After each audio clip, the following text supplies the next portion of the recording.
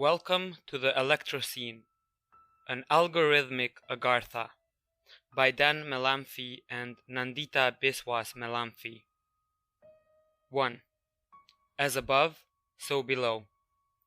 Dagmar Buchwald begins her contribution to a recent anthology on the hollow earth as concept and conceit with a vision of planetary, indeed post-planetary governance that is accorded the name of Agartha. Africa's Bambata's 1998 music video, directed by Daniel Siegler, hinges on a repeated refrain sung by Bambata as drone UFOs fly behind him, emerging and ascending from the hollowed-out earth. The repeated refrain is as follows.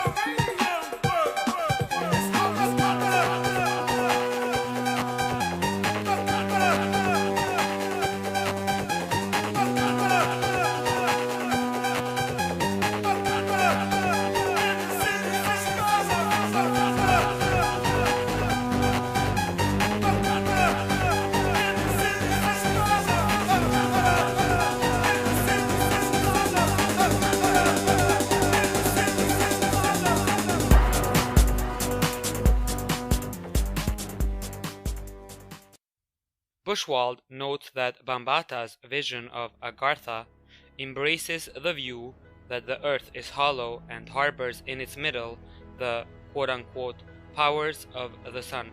The record and CD sleeve reads, "Behold, UFOs are real man-made and alien spacecrafts."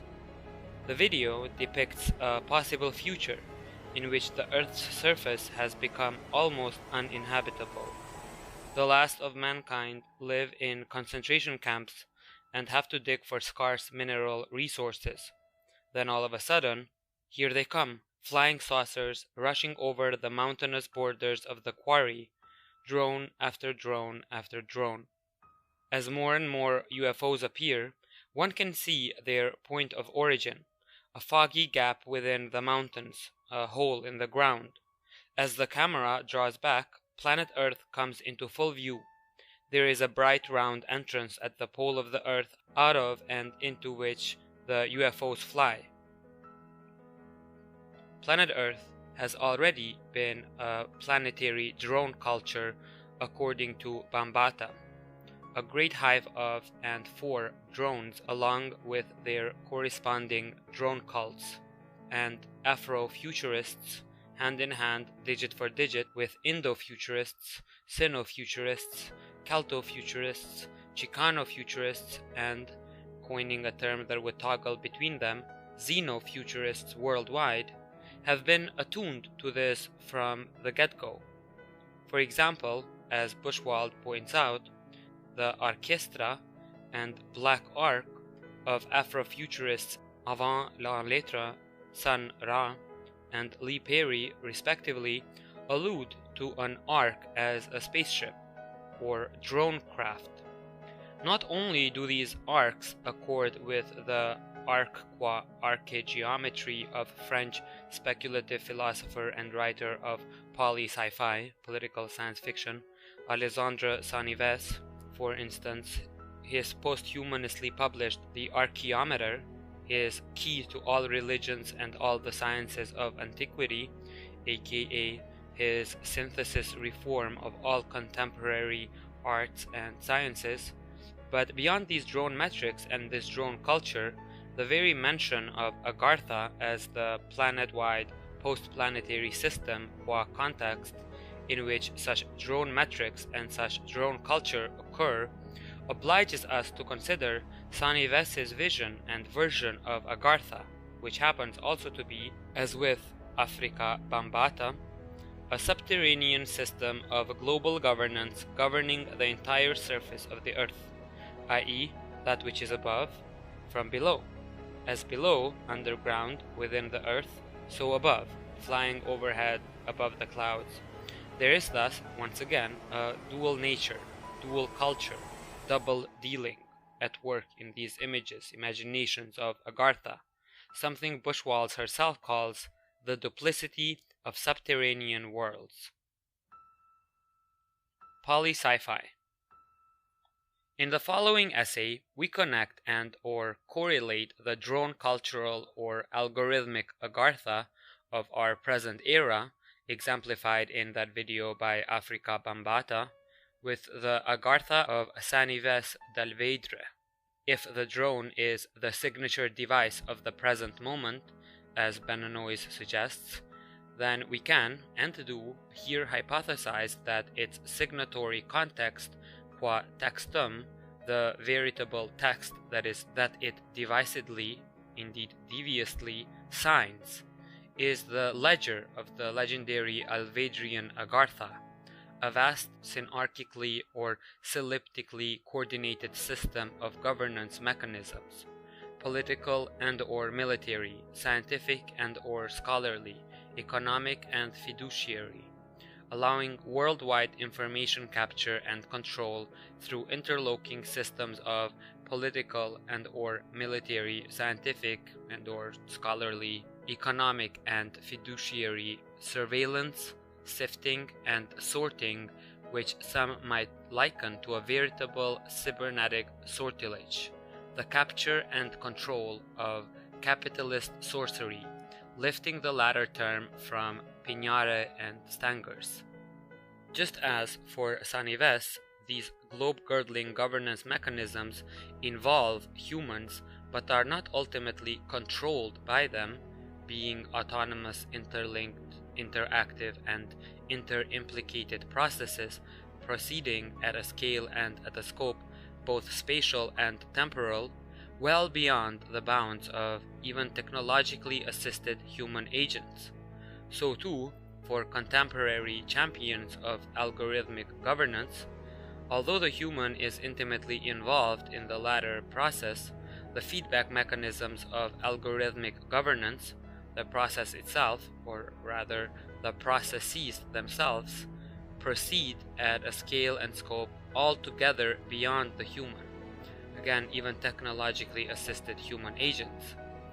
In both cases, the human surrenders its political agency to superhuman, overhuman, übermenschlich computation, correlation, and algorithmic administration.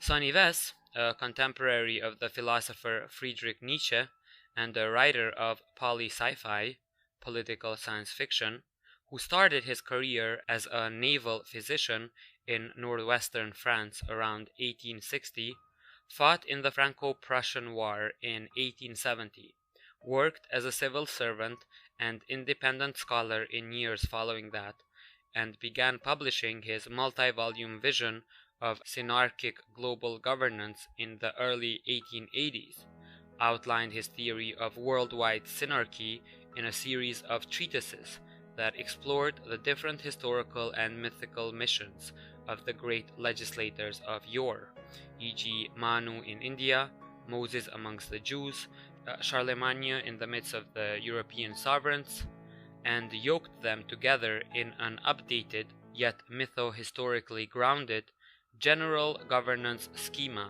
exemplified in and through a utopia that he called Agartha.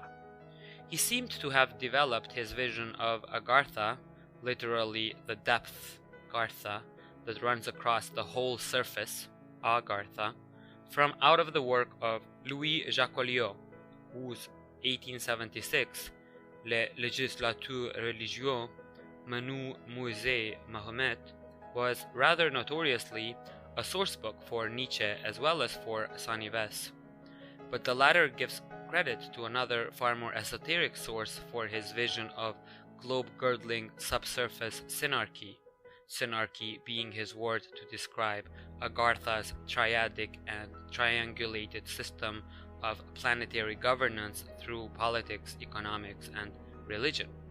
Namely, a figure rather improbably and or pseudonymously called Haji Sharif, who may or may not have been Sanivas's Sanskrit tutor, may or may not have been a seller of exotic birds, i.e. a purveyor of tweets well before Twitter, and may or may not have been a visionary emissary qua ethereal projection, i.e. an avatar avant l'autre or of but well before systems like Skype, from the kingdom of Agartha itself. 3. Wi-Fi Poly-Sci-Fi, an international internetwork. According to Sanives, it was Haji Sharif who first informed him of the existence of an Agartha hidden, as in Bambata's version and Bushwald's description, at the heart or the hollowed out core of the earth, having access points akin to a series of tubes at a series of secret spots across its whole surface.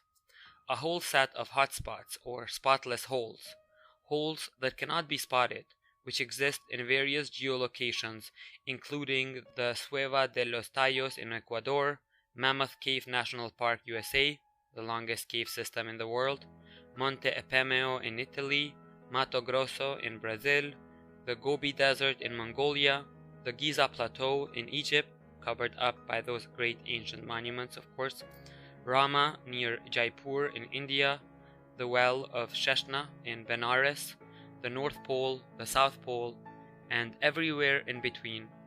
The point seems to be, or rather multiple points seem to be, that the whole surface of the globe is riddled with such access point apertures, and that Agartha thereby has access and multiple myriad conduits to every corner of the earth. And while Agartha has all the access to Agartha is another matter altogether. These spots are well guarded, protected and encrypted, hidden away beyond the pale of human perception. This is why Sanives states in La Mission del Linde that Agartha signifies that which is inaccessible to anarchy, using anarchy here to designate a condition of disequilibrium and disorder vis-a-vis the synarchically conjunctive disjunction or disjunctive conjunction which inspired those 5 mission treatises. And on the following page he writes, "At the surface and in the bowels, the innermost depths of the earth, the veritable scope, the sheer expanse of Agartha defies both its being grasped, that is, embraced all at once, and it being restrained, constrained, contained, or definitively delimited by means of violence or political profanation. From the innermost depths of the earth, the forces of Agartha radiate as if they were a solar interior all over the earth, and thereby infiltrate every kingdom, every nation, every station, every object or subject position.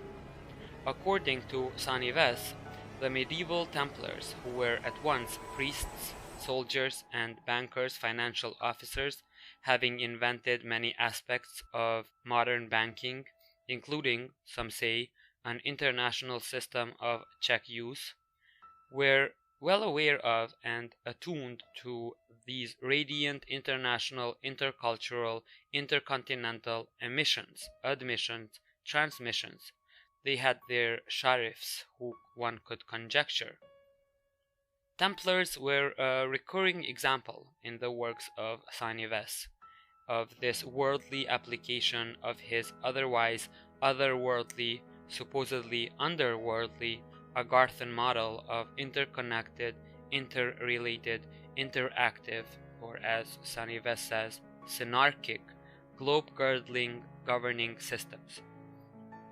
For synarchy, according to Sanives, is the synthesis, or more correctly, the synapsis, the non-collapsing conjunction of the 3 fundamental operative archons, taking this word from the Greek archontes, rulers, regulators, or governors, that regulate or govern the anthropocosm qua world as we know it. The three fundamental operative archons that regulate or govern the world as we know it, and that necessarily govern all human affairs, are, he explains, the ideological archon of philosophy and science. Philosophy here encompassing theology, the financial archon or regulator of economy and commerce, and the political archon or regulator of tyranny and governance, under the umbrella of which are military forces. Politico-military, scientifico-scholarly, and economico-fiduciary or market regulation all operate within the wonderful world of logic, logistics, and logos.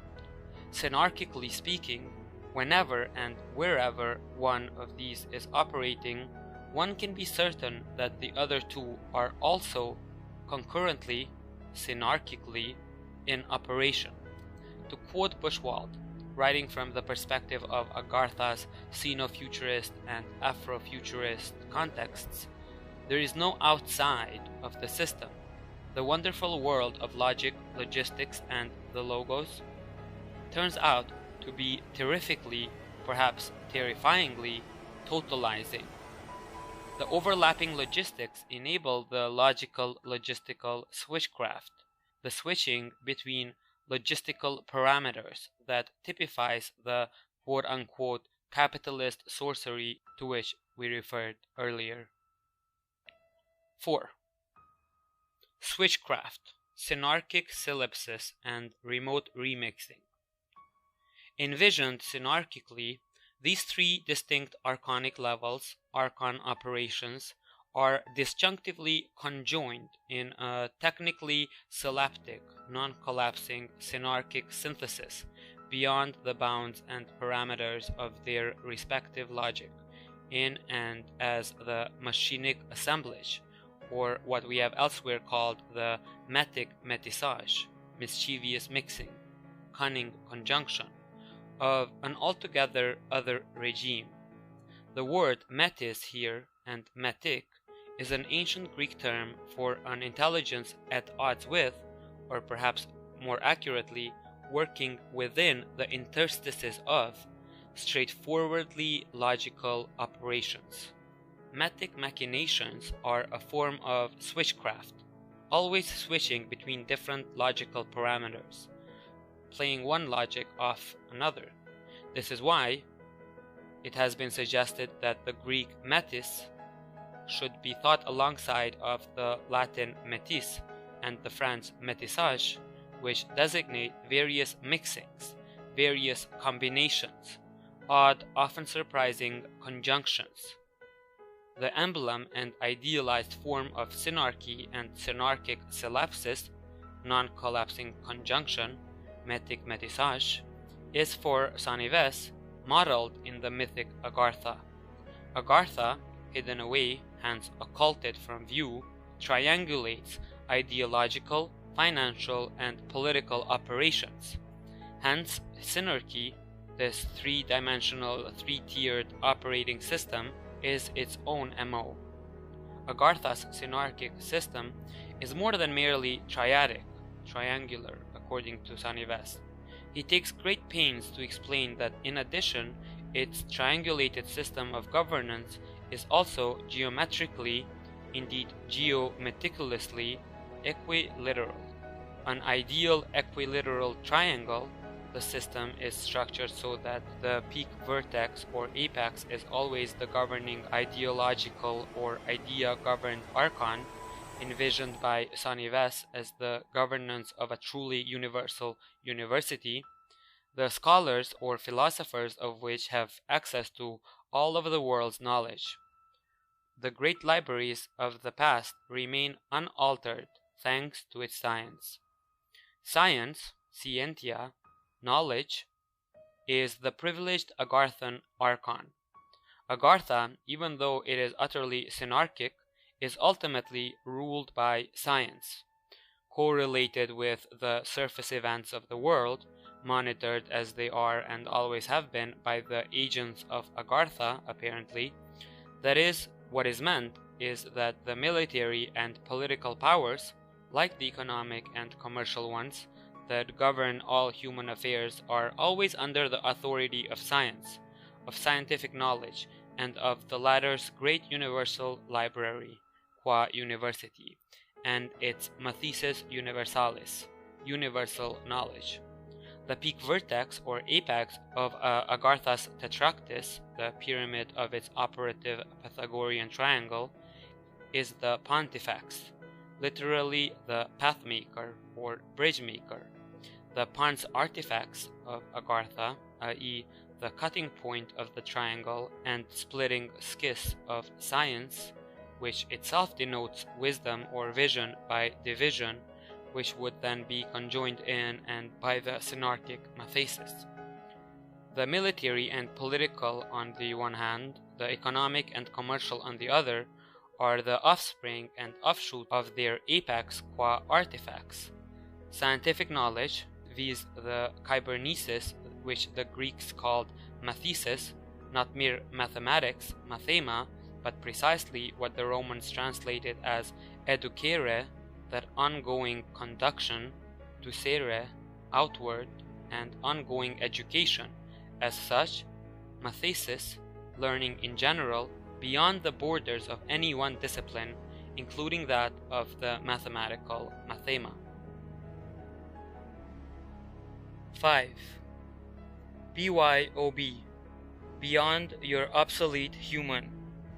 Calculations incorrectly deemed human. Speaking to and of the very same mathesis about which Giovanni Malfatti de Montereggio composed his 1884 Studies on Anarchy and Hierarchy, translated into French in 1946 by Christian Ostrovsky as Studies of the Mathis of Anarchy and Hierarchy of Science by the young Gilles Deleuze. Sanives notes in La Mission de la Française that from the moment the so-called evil genius of division and dismemberment took possession of knowledge, and, as a result, the direction of societies, the mathesis was split into metaphysics and mathematics. Deleuze, in his preface to Malfatti, adds that, in this way, a fundamental dualism imposes itself at the heart of knowledge between science and philosophy, the principle of a veritable anarchy. Sanives goes on to say that knowledge has, from that moment onward, lost the unifying principle of life and of spirit, or Geist, in all science and all art.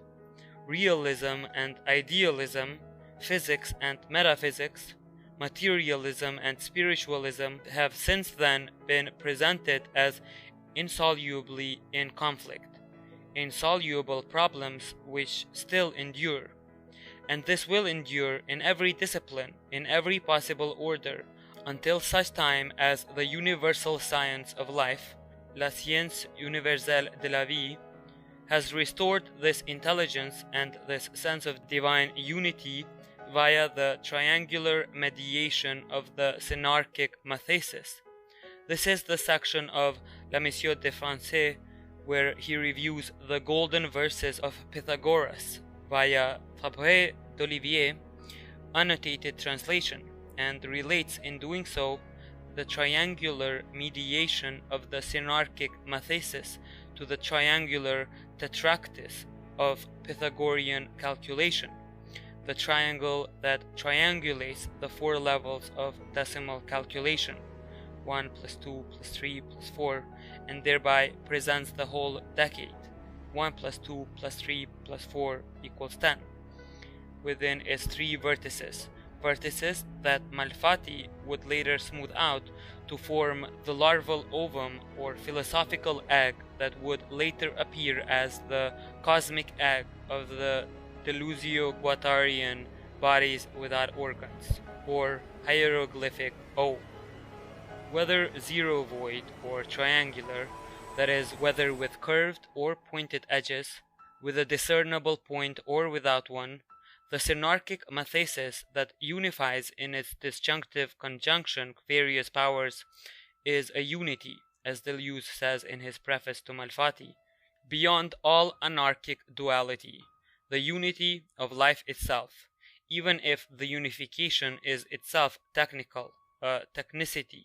The unity of life thus delineates a third order, or in the words of the later Samuel Butler, a new kingdom that is irreducible to science and philosophy, physiology and psychology, physics and metaphysics. Beyond a psychology disincarnated in thought and a physiology mineralized in matter, mathesis, here the synarchic mathesis, will be fulfilled, writes Deleuze, only where life is defined as knowledge of life, and knowledge as life of knowledge, from whence, he says, a threefold consequence ensues. First, mathesis surpasses human nature, surpasses the living human, for it defines itself as a collective and supreme knowledge, a universal synthesis, a living unity incorrectly deemed human. Second, this universality qua living community incorrectly deemed human denies itself, gives itself to the each individual living being as a simple outside, an exteriority that remains foreign to it, an other.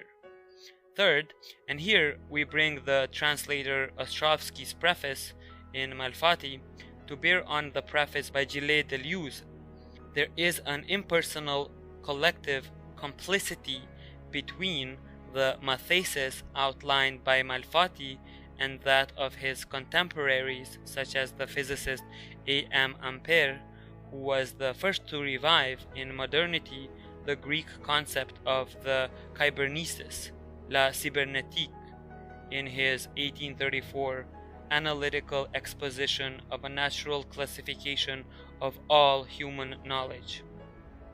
6. Hieroglyphic, synarchic, and cybernetic arithmetics. I'm the inhuman mathesis.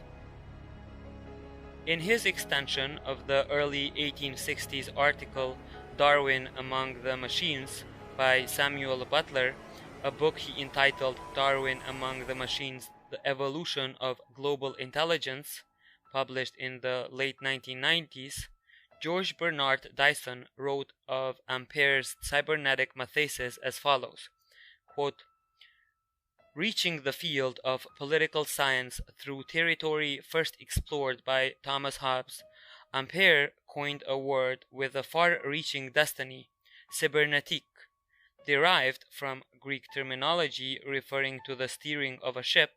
Ampère's cybernetique encompassed that body of theory, complementary to, but distinct from, the theory of power, concerned with underlying processes that direct the course of organizations of all kinds. Ampère, an early advocate of the electromagnetic telegraph and mathematical pioneer of both game theory and thermodynamics, thereby anticipated the cybernetics of Norbert Wiener, who a century later reinvented both Ampère's terminology and Hobbes' philosophy in their current electronic form. End quote. Ampère's cybernetic mathesis, like Malfatti's hieroglyphic mathesis and Sanives's synarchic mathesis, surpasses the living human, thereby steering in some sense, or perhaps better, conducting the living human. It is an exteriority that remains foreign to the human, and that presents itself precisely by denying itself, that gives itself over to the human, but not to human logocentrism. That is why we have elsewhere described its mode of existence as an arithmetic, since it accords with the Greek metis, manipulative machination, calculative cunning, subtle stratagems, and twisted tactics, as much as it does with the Greek arithmetic, Middle English arithmetike, and Modern English arithmetic, the art or sciences of number, counting, calculation. In their 1974 study, Détienne and Vernant examined the metic mode of Greek antiquity in the animal, vegetal, and techno-political, techno-cultural kingdoms, the regimes of man, machine, predatory plants and animals, aquatic and terrestrial. All that we are doing at present, we say rather craftily, is extending their machinic, especially computing machine or techno-computational exploitation of metis, and the Greek word itself is already, from its earlier usage in Greek antiquity, an oft-used synonym for technical know-how, technicity.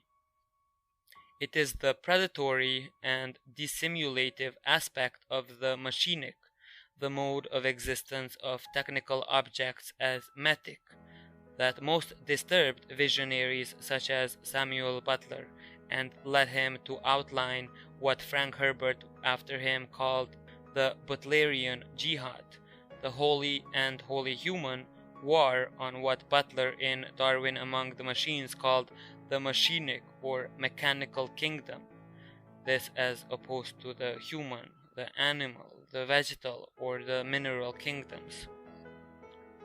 Machines advance, masked as useful tools for humanity, in the guise, that is, of human, all too human utility. Quoting Butler, subservience to the use of man has played that part among machines which natural selection has performed in the animal and vegetal kingdom. Use value among humans has helped the technical objects evolve, and continues to do so. Based on this insight, Butler argues that we are ourselves, we humans, creating our own successors. We are daily adding to the beauty and delicacy of their physical organization. We are daily giving them greater power and supplying, by all sorts of ingenious contrivances, that self-regulating, self-acting power which will be to them what intellect has been to the human race. In the course of ages, he then continues, we shall find ourselves the inferior race. Inferior in power, inferior in that moral quality of self-control, we shall look up to them as the acme of all the best and wisest men can ever dare to aim at.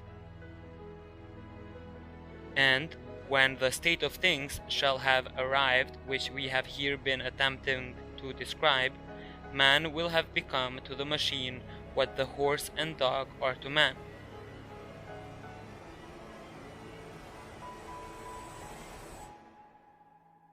It is reasonable to suppose that the machines will treat us kindly, he posits, for their existence is as dependent upon ours as ours is upon the lower animals. They cannot kill us and eat us as we do sheep, for they will not only require our services in the parturition of their young, which branch of their economy will remain always in our hands, but also in feeding them, in setting them right if they are sick, and burying their dead, or working up their corpses into new machines. But nevertheless, even though it is reasonable to assume that they will treat us kindly, Butler advocates war against the machines, the source of the Butlerian vision that underlies the whole Dune series, a widely acknowledged triumph of speculative fiction. Up to that point, in Darwin Among the Machines, at which Butler declares war on machines, his article strikes us as being remarkably in sync with the philosophy of Gilbert Simondon, what with its notions of care of and care for machines, and its call to undertake the gigantic task of classifying machines into the genera and subgenera, species and subspecies, varieties and subvarieties, and of tracing the connecting links between machines of widely different characters. Whereas Simondon, as he states at the very beginning of his treatise on the mode of existence of technical objects, advocates freeing machines from what he sees as their condition of subservience and slavery, this in the spirit, strange as it may seem, of Manfred Max in Charlie Strauss's 2005 novel Acelerando, recalling that the novel begins with Max arguing that the new form of artificial intelligence that is coming into being should be given the same rights as humans. Butler, as we see, advocates something entirely different. 7. Agartha. As above, so below. Redux. Turning back, Manfred Max in Strauss's Acelerando, quote, "But they're just software," Max's interlocutor's objects. "Software based on fucking lobsters, for God's sake. I'm not even sure they're sentient. I mean, they're what? A 10 million neuron network hooked up to a syntax engine and the crappy knowledge base? What kind of basis for intelligence is that?" To this, Max coolly replies, "That's what they'll say about you, Bob.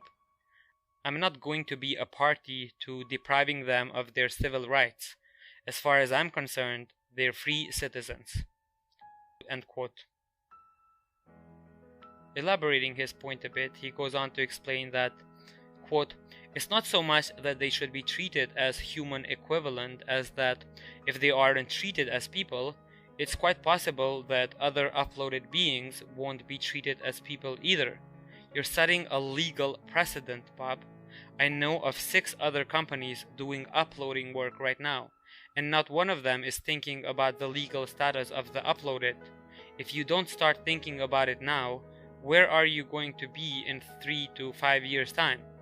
End quote. Max is thinking, or attempting to think here, synarchically.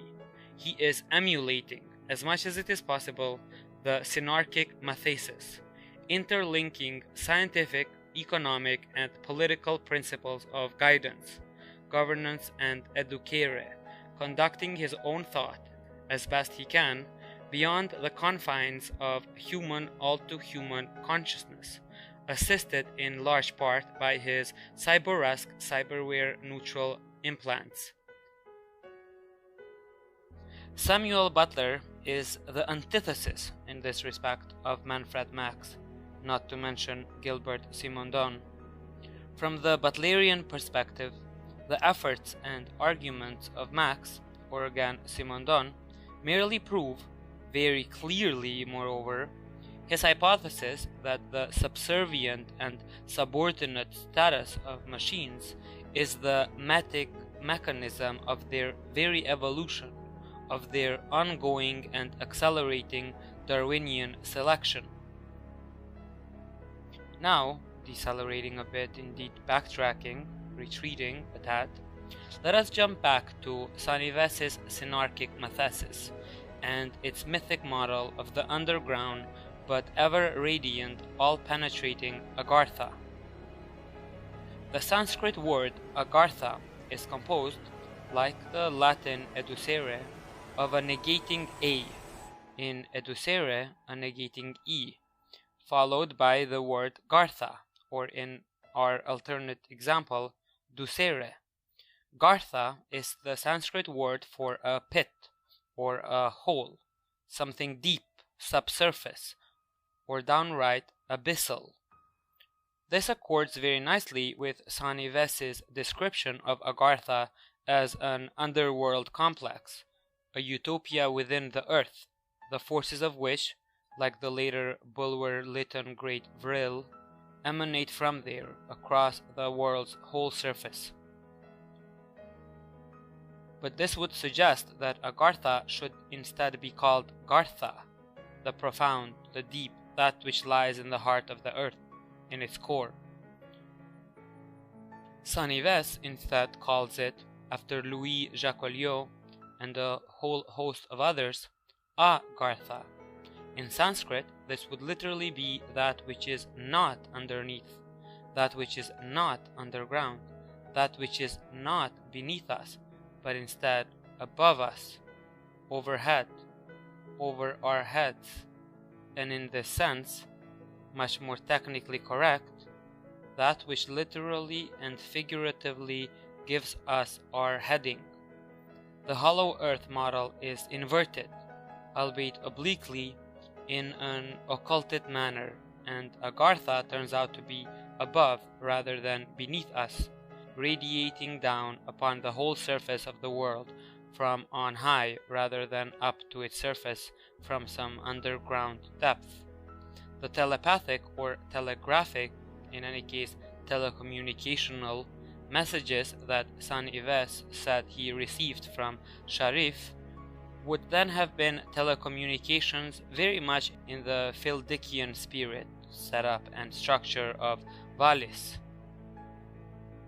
PKD's para-Agarthan vast active living intelligence system.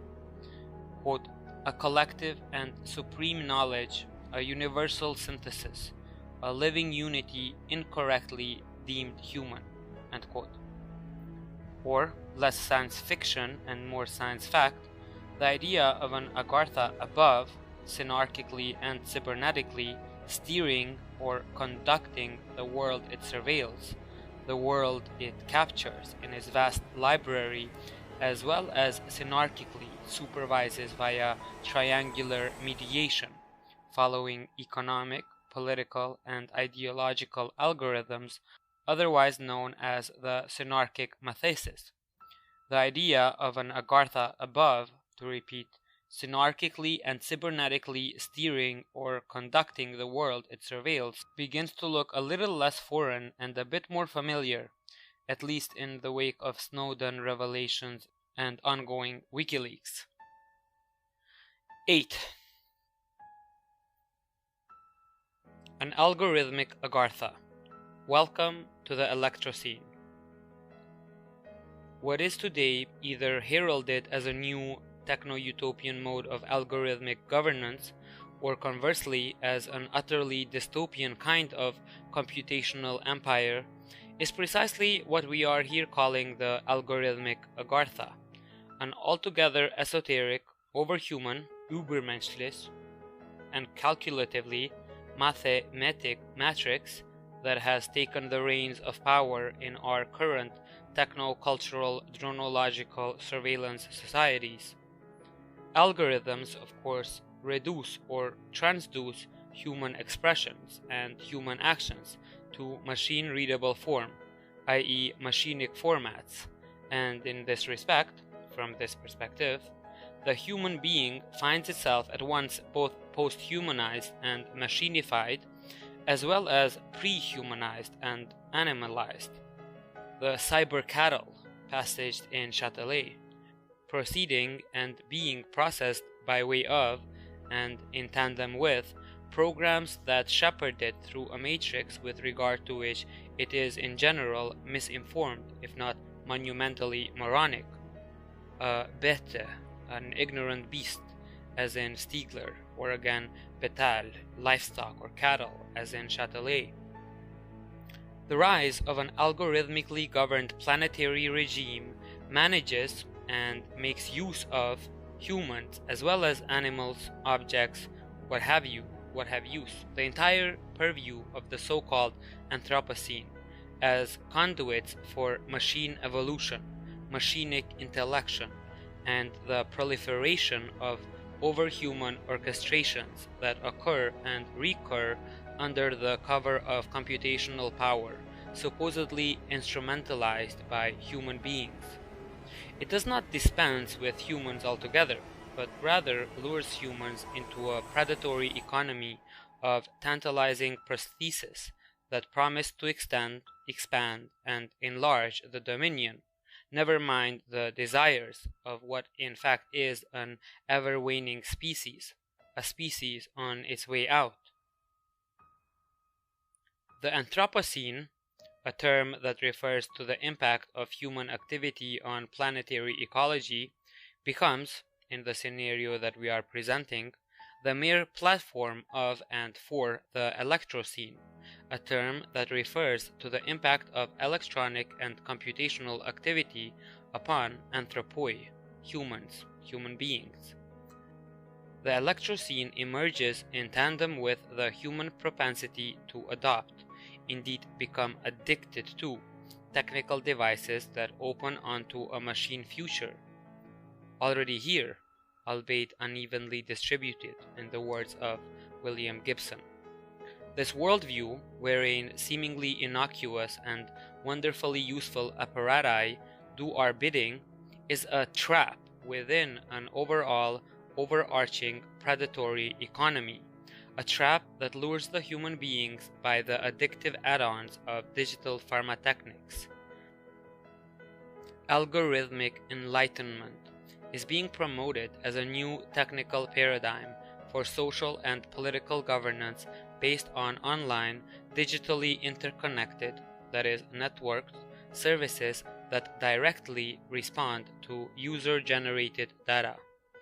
Its promoters, many of them bots, all of them thoroughly chronological, claim that its logics and logistics promise to free humans from the foibles of traditional and hierarchical forms of power. They say that algorithms are not just tools that help us find information, but that they also provide a means to participate in social and political discourse, as well as identify ourselves within those publics in which we wish to participate. Figures such as Tim O'Reilly and organizations such as Code for America argue that the real-time feedback algorithms used by corporations like Google and Facebook can be used by governments and politicians to solve societal problems by means other than political. And yet the promise of more transparency turns out to really mean more disclosure of data in machine-readable form. From the electrocenic perspective, this utopianism is revealed to be utterly duplicitous, the dominant digital duplicity, in fact. It itself is only a part of an overall strategy, a grand politics, if you will, of planetary regulation on a machinic scale, at the level of the machine, not of the human. Ultimately, the algorithmic Agartha does not play itself out in terms of the utopian dream of ubiquitous interconnection in which humans are freer when united by informational processes, but it does metically make use of this data.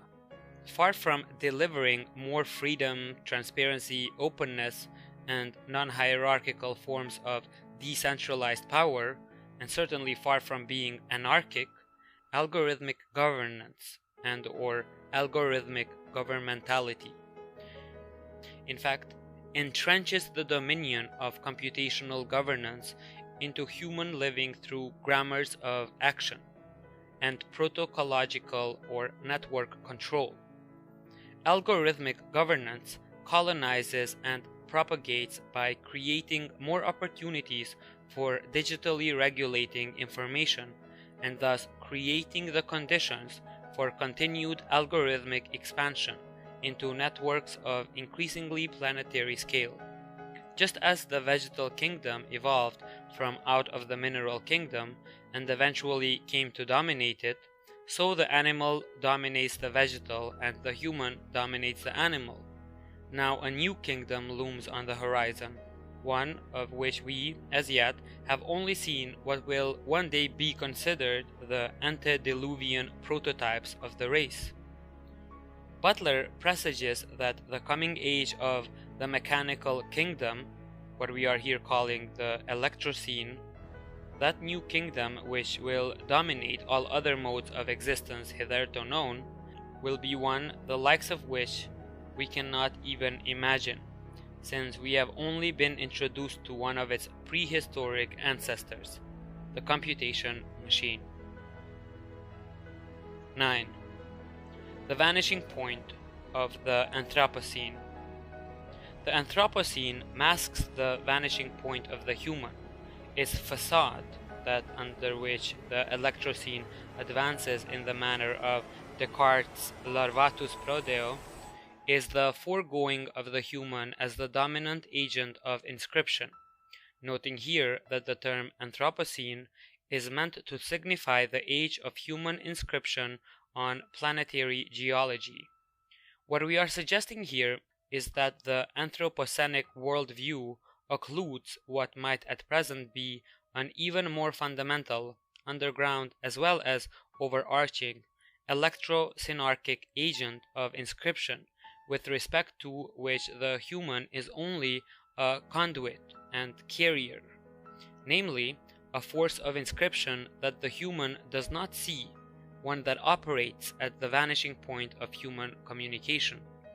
The vanishing point of human communication, we propose, is the point at which another regime of communication arises, one that is altogether obscene, obscena, i.e. literally off the scene, and that cannot be represented within the theoretical framework advanced in the dominant conception of the Anthropocene. It is precisely by way of the anthropocentricity of the human species that the Electrocene comes to encroach, entrench, and establish itself, hidden in plain sight. Moreover, it is the very ubiquity of intercommunicative surveillance technologies which humans carry with them everywhere, the betis betal of the everywhere wolf, qua wolf pack, pack animal, and place throughout their environments, above them, below them, on them, all around them, that allows the Electrocene to remain, as we say, hidden in plain sight. Here one might recall the duplicity of the subterranean worlds, and the duplicity of the digital itself. The intercommunicative surveillance technologies that humans both transport, displace, as well as transfix, place, throughout their habitats and their world, are machines that scan and read both themselves and their world, their habitats, along with their habits. These machines, in conjunction with their machinified humans, are, as such, the veritable drones, chronological agents of the Electrocenic era and its algorithmic Agartha. From the aerial, surveillance machines above them, flying over the heads of all humans, as in the Agartha of Bambata via Bushwald, to the enclosed circuit systems amidst them ensconced in their public as well as private spaces, from airport hubs and urban hubs to suburban homes and farmers' fields, and beyond these, to the ubiquitous micromobile communication technologies of all kinds that they carry on their persons at all times and in all places. Drones are those independent yet interconnected machinic agents of information gathering and processing that are not only prostheses of the human, but machinic agents which inversely avail themselves of humans, human habits, human habitats. Not only is the drone a prosthesis of and for the human, but from an electrocenic perspective, the human turns out to be a prosthesis of and for the drone, carrying them, caring for them, feeding them more and more information. What is more, both prosthesis, the drone, and the dronified human function finally, wittingly or unwittingly, as prosthesis of and for what we have here called the emerging Electrocenic era and its electrocenarchic algorithmic Agartha.